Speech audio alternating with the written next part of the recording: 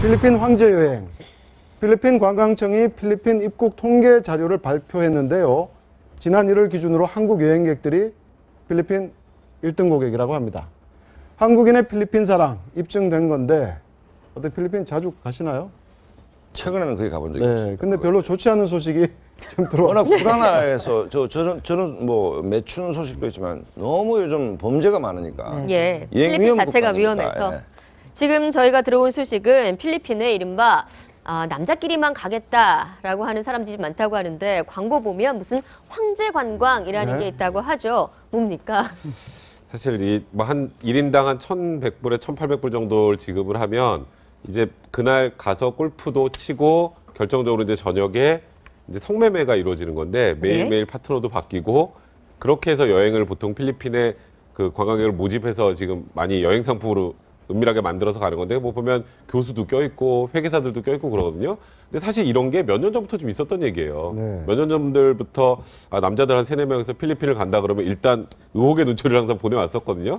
근데 이런 부분은 우리나라 사실 위신하고도 관련된 부분이고 필리핀 가서 우리나라 이 남자들이 굉장히 좀 안 좋은 행동들도 많이 하는 그런 상황이 되기 때문에 이런 부분은 좀 정확 근절이 돼야 될 것 같은데 이번에 제대로 한번 적발이 된 것 같네요. 한 56명 정도가 검거가 됐습니다. 근데 주부들은 일단 의심을 한번 해봐야 될 것 같아요. 남자들끼리 뭐 필리핀 그렇죠. 간다고 그러면. 그전에는 분명치 않았는데 이제는 좀 확실해지는 거죠. 그러니까 이제 이런 것들이 어떻게 보면 그 주부들이 원래는 그렇지 않은 관광도 굉장히 많거든요. 그런데 이제 골프 관광을 간다고 했지만 골프는 사실은 선택이었고 오히려 이런 그 황제 관광이라고 하는 성매매를 중심으로 하는 그 관광이 이제 주가 된다는 건 굉장히 안타까운 일인데 그렇다고 해서 다 그런 건 아니겠지만 적어도 우리가 그런 관광을 할 때 기억해야 될 것이 지금 필리핀에서도 그런 성매매 관련해 가지고 에이즈라든지 성병 감염률이 굉장히 높습니다. 네. 이런 것들에 대한 일차적인 좀 정보를 좀 가지고 가야 될 거고요. 그리고 더 중요한 거는 뭐냐면 내가 내 가족들과 함께 살아가면서 이 말 못할 그 기억들을 가지고 있다는 건 그리 행복한 건 아니겠죠.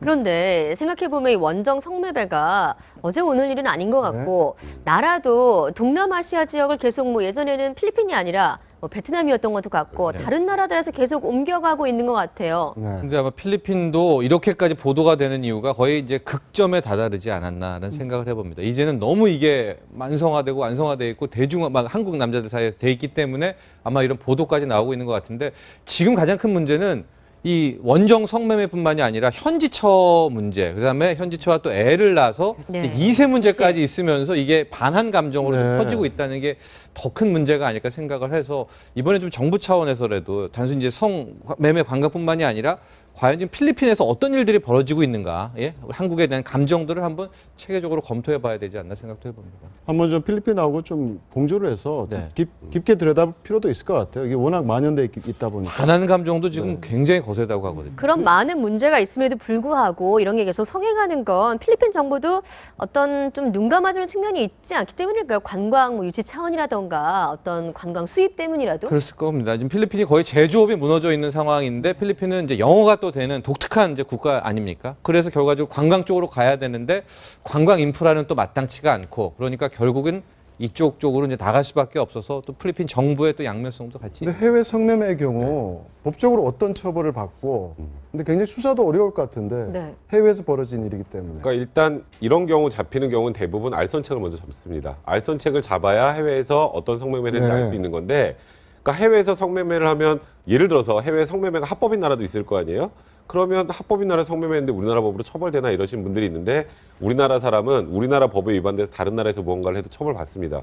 그걸 속인주의라고 하거든요. 예. 그러니까 당연히 처벌을 받는 거고 성매매, 매수를 하신 분보다 알선하는 사람이 훨씬 중하게 처벌받아요. 그래서 이번 사건 같은 경우에도 이 알선 브로커는 구속이 돼 있고 나머지는 전부 이제 불구속으로 입건이 돼 있는데 통상 성매매 관련해서는 그렇게 형이 높진 않아요. 그냥 벌금형 정도 나올 가능성이 많고 대신에 이런 부분을 근절하기 위해서는 성매매를 하고 나서는 남성도 처벌해야겠지만 이런 부분을 알선해서 기획하는 사람이 훨씬 큰 문제거든요. 그래서 성매매 방지 특별법에서도 알선에 관련해서는 훨씬 더 중하게 처벌하고 있는 상황입니다. 근데 최근 이제 정부도 그렇고 경찰도 그렇고 한국의 경우 뭐 성매매 굉장히 강력하게 단속을 하고 있지 않습니까? 네. 집장촌도 뭐 일제 단속에 들어갔고 일종의 풍선 효과로 더 해외 성매매가 더 성행하지 않을까 이런 전망도 나오고 있는데요.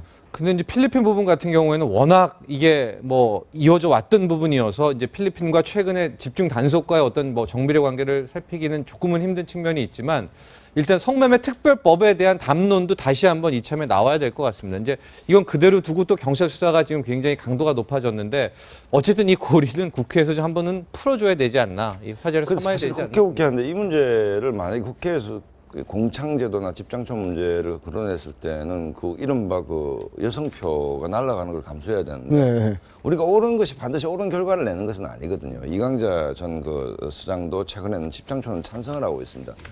가장 핵심적인 이유가 아까 이 교수님 말씀하셨던 성병 관리가 안 된다는 거예요. 풍선 효과로 다 숨어들어 버리면 네. 체계적 관리가 안 되지 않습니까? 네. 그렇다고 본다면 이 문제는 정말 이게 어려운 문제이긴 하지만 좀 더 그 심도 있는 논의가 좀 필요하다. 집장촌 문제는. 네, 이렇게 사실 봤습니다. 그 지금 그 성매매 방지 특별법 위원 심판 제청돼 있는 상황이잖아요.